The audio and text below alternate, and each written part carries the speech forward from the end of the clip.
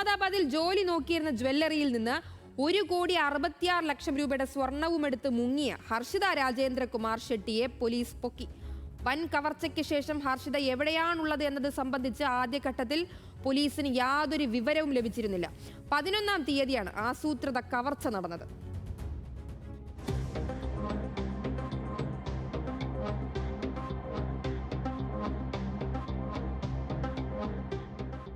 Ahmedabad city ക്രൈംബ്രാഞ്ചാണ് ഹർഷിതയെ പിടികൂടിയത്. May 11-നാണ് Ahmedabad നിക്കോളിലുള്ള gravity shopping മാളിലെ അഭൂഷൺ ജ്വല്ലേഴ്സിൽ നിന്ന് 38-കാരി വിലപിടിപ്പുള്ള ആഭരണങ്ങളും എടുത്ത് സ്ഥലം വിട്ടത്. 1 കോടി രൂപയ്ക്ക് മുകളിൽ വിലപിടിപ്പുള്ള ആഭരണങ്ങളാണ് ഹർഷിത കൊണ്ടുപോയത്.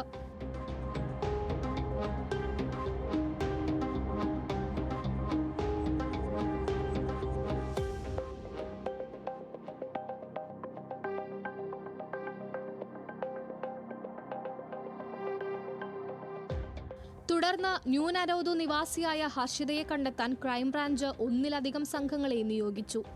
ആദ്യഘട്ടത്തിലൊന്നും ഹർഷിത എവിടേക്കാണ് പോയതെന്നത് സംബന്ധിച്ച് പോലീസിന് യാതൊരു വിവരവും ലഭിച്ചിരുന്നില്ല. തുടർന്നാണ് ക്രൈംബ്രാഞ്ച് അന്വേഷണം വിപുലപ്പെടുത്തിയത്. 300ഓളം CCTV ദൃശ്യങ്ങൾ പരിശോധിക്കേണ്ടി വന്നു ക്രൈംബ്രാഞ്ചിന് ഹർഷിതയിലേക്കെത്താൻ.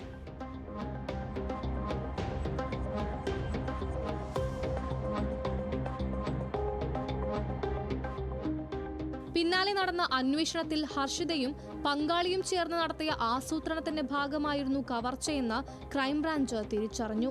വസ്ട്രാലിൽ താമസിക്കുന്ന അശോക് ഭായ് മാലിയാണ് ഹർഷിതയുടെ പങ്കാളി. മുൻകൂട്ടി തീരുമാനിച്ചതുപോലെ സ്റ്റോക്കിലുണ്ടായിരുന്നതും വളരെ വിലപിടിപ്പുള്ളതുമായ ചില സ്വർണ്ണാഭരണങ്ങളും എടുത്ത് അത്യാവശ്യമായി പുറത്തു പോകണമെന്നറിയിച്ച ജ്വല്ലറിയിൽ നിന്നിറങ്ങിയ ഹർഷിത പുറത്ത് കാത്തുനിന്ന അശോക് ഭായിയുടെ ബൈക്കിൽ കയറി സ്ഥലം വിടുകയായിരുന്നു. ശേഷം ഉദയ്പൂർ, ജയ്പൂർ വഴി സഞ്ചരിച്ച് ഇവർ ഡൽഹിയിലെത്തി.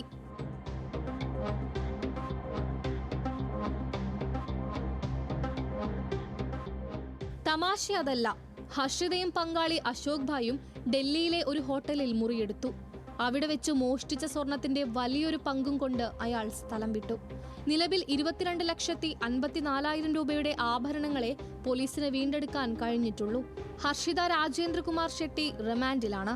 ഹർഷിതയെയും പറ്റിച്ച് മോഷണ മുതലുമായി മുങ്ങിയ അശോക് ഭായിക്കായി അന്വേഷണം ഊർജിതമാക്കിയിട്ടുണ്ട്. National desk, news Malayalam.